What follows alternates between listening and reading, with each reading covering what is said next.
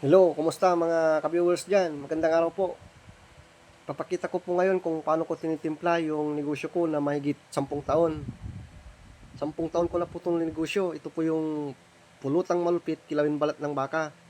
Sa mga nakakilala na sa aking produkto, dito lang po kami sa Pangasinan, matatagpuan. Nag-umpisa rin ako sa isang branch lang. Ngayon po ay nagawa na nating 18 branch po. Ang negosyo ko pong ito ay naumpisan ko pa noong 2014. Nung una ako lang din po ang nagtitinda. Ako rin po ang taga-timpla lahat, nagpe-prepare yan. Pero ngayon po, nakakuha na rin tayo ng mga kasama natin sa pagtitinda para matulungan tayo, para palakihin ko po ang aking negosyo. At para lalong lumaki at dumami pa yung makatikim ng ating produkto. Ito po yung kilawing balat ng baka. Kung dito sa amin, sa Pangasinan, tinatawag namin ito na pulutang pinakamalupit po o pulutang malupit, kilawing balat ng baka po. Kaya sa mga mayroon ng negosyo dyan na gumagana, kahit isang produkto yan, ang kailangan mong lang gawin ay palakihin yan. Kailangan mong i-expand ang iyong negosyo. Yan po ang isang sikreto para lumago at lumaki ang negosyo. I-duplicate mo lang ang iyong negosyo. Kung ano man yung kumikitang negosyo mo ngayon, ang dabis na gawin mo dyan, i-duplicate mo lang. Yan yung pwede mong gawin para lumaki ang iyong negosyo. Pukusan mo lang yan, kung pag-isipan mo mabuti kung paano mo siya i-expand. Umpisan mo sa isa, kung dati mong pisto, sa susunod gawin mo dalawa, tatlo, apat, hanggang maging 5 or 6 or higit pa.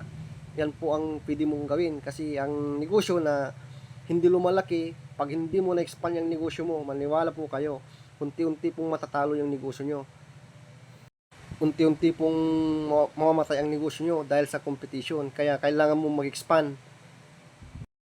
Kasi pag na-expand mo na yan, tuloy-tuloy na po yan.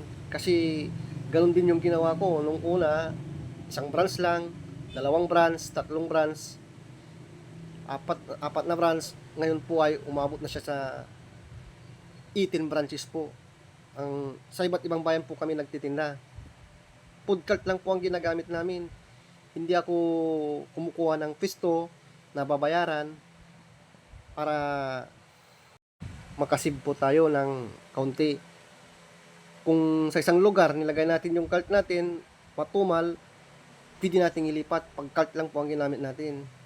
Sa ganitong negosyo, cart lang ang gamitin mo, kahit saan mo siya pisto, kahit saan mo yan ipisto, po pwede. At wala kang iniisip na babayaran, at saka kung nilagay mo sa isang pwesto ay medyo mahina, matumal, pwede mo siyang ilipat agad. Hindi tulad pag nagpatayo ka ng or nag-abang ka ng isang pwesto, mahal, tapos hindi mo mailipat agad yung pwesto mo kasi nakapix po yun. Pero pag cart lang, pwede mo siyang ilipat-lipat, ihanap kung saan lang yung patok yung negosyo mo. Yan po. Iisa lang po ang tinitinda ko po. Ito lang kilawin balat ng baka. Pero kahit isa lang po yan, masasabi kong ito po ay effective or gumaganang taktika po. Yung isa lang yung produkto ko na tinitinda. Pero sure ako, sigurado ako, na kumikita po ito. Ang ginawa ko lang, i-duplicate. Hindi ko kailangan dagdagan pa ng dagdagan yung produkto ko para lumaki ang kita. Sa pagninegosyo kasi, dapat alam mo to, counterintuitive po yan. Kung marami kang tinitinda, malaki ang posibilidad na marami kang binta, pero sa dulo, wala kang kita. Yan po ang katotohanan sa negosyo. Kaya, sa mga maraming tinitinda dyan, pinagkakabalahan, kailangan nyo malaman ito, na kahit isang produkto lang ang tinitinda nyo, yan po ang magbibigay para maging profitable ang iyong negosyo. Huwag huwag kang magkuhan ng marami kasi yan po ang makakasira at makakadistract lang sa negosyo mo. Isa lang po, kahit ano pa yan, kahit anong pinakamalit na negosyo pa yan, pwede po yung lumaki kung pupukusan mo lang. Yan po yung masasabi natin na ginawa natin Sa akin po, marami lang nag-advise sa akin dati kasi isa lang yung produkto ko. Dagdagan mo, dagdagan mo. Pero ang ginawa ko po, nag-focus lang ako sa isa. Nag-focus lang ako sa isa talaga, itong pulutan na to. Pero masasabi ko po, kahit anong mangyari, kumikita rin po siya.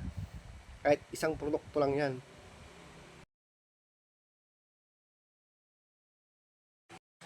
Yan po yung pwede nyong gawin sa mga may negosyo na dyan na gumagana. Wala po kayong ibang gagawin kundi pag-isipan, i-duplicate nyo po ang iyong negosyo. Yan po ang makakatulong kung paano lumaki. Panoorin nyo pa po yung mga iba kong video at ipapakita ko lahat kung paano ko pinalaki ang aking negosyo. Maraming salamat mga ka-viewers dyan. Follow nyo po ako kung gusto nyo ng mga ganitong video at marami pa tayong i-upload na video tungkol sa ganito, sa negosyo, lalo-lalo sa mga businessman din dyan, mga kasusyo dyan na malulupit. Alam ko maraming malulupit na negosyante na hindi pa nakakapagsimula at mga nakapagsimula na gusto rin nilang lumaki ang kanilang negosyo. Follow nyo po ako para may pakita ko rin kung paano ang ginawa ko para lumaki ang aking nag-iisang negosyo. Ito ay ang pulutang malupit. Kilawing balat ng baka po yan. Dabis pulutan po yan ng Pangasinan. Maraming salamat po.